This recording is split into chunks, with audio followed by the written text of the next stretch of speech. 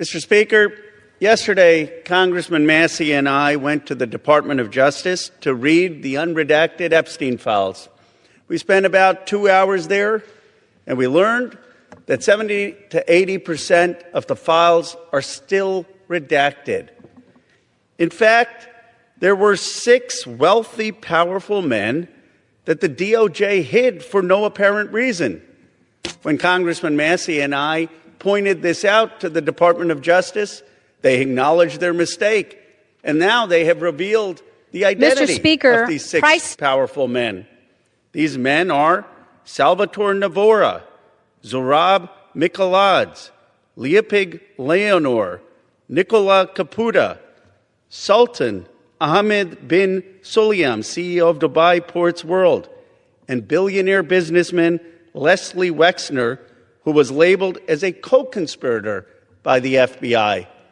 Now, my question is, why did it take Thomas Massey and me going to the Justice Department to get these 6 men's identities to become public?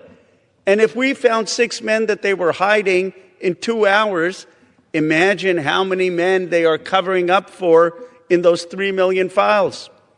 But the story gets worse. The reality is that Donald Trump's FBI scrubbed these files in March, long before Thomas Massey and I passed the Epstein Transparency Act. Thank you, Mr. Now, my bill is clear. The Epstein Transparency Act requires them to unredact those FBI files. And yet the Justice Department said to me and to Congressman Massey, we just uploaded whatever the FBI sent us. And guess what? The FBI sent scrubbed files. That means the survivor's statement to the FBI naming rich and powerful men who went to Epstein's island, who went to his ranch, who went to his home and raped and abused underage girls or saw underage girls being paraded, they're all hidden. They're all redacted. It's a little bit of a farce. They're inviting all the members of Congress to go to see the Department of Justice, quote-unquote, unredacted files, but they've got all redacted files from the FBI. And it's not the fault of the Justice Department attorneys. They were just told upload things that Donald Trump's FBI had already scrubbed. It's a blatant violation of the Epstein Transparency Act, but it also asks a fundamental question. Who are they protecting?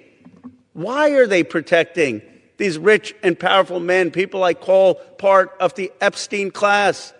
Why are we in a country where there is no elite accountability for people who do the most heinous things? You have in England the king now calling for an investigation and possible prosecution of his own brother. You have in Norway the princess who no longer has support to be the queen. And yet in the United States of America, we have someone in the cabinet, Howard Lutnick, who is all over these Epstein files, who allegedly had business with Epstein after he was convicted of, and he still is in the cabinet. We need to ask ourselves, are we in America going to have elite accountability? Are we going to call on rich and powerful people who broke the law or cavorted with a convicted? Are we going to call them to account? Are we going to have prosecutions for billionaires who went to this island and either underage girls or saw underage girls and didn't say anything? Are we going to have investigations? I'll tell you what this is about. It's not just about the 1,200 survivors. It's about 2 tiers of justice in America. It's about people who can accumulate wealth and power and don't have to care about the rest of America. They have destroyed so much of this country. Income inequality is at a 60-year high. Worker salaries are less than they have been for 75 years as a part of GDP.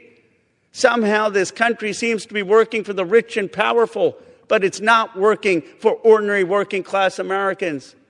I say enough. It's time to begin with accountability for the Epstein class. Hold them in front of Congress, those people who visited the island or did business with Epstein after he was a convicted.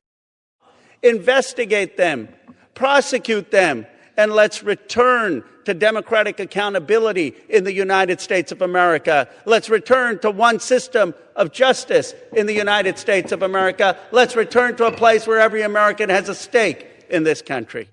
Join our global community of English learners, absolutely free. Download video transcripts, listen offline, start our beginner course, and join live classes with certified teachers. Access over 1,000 resources to improve your English faster. Everything's in one place. community.englishspeeches.ca. Let's speak English together.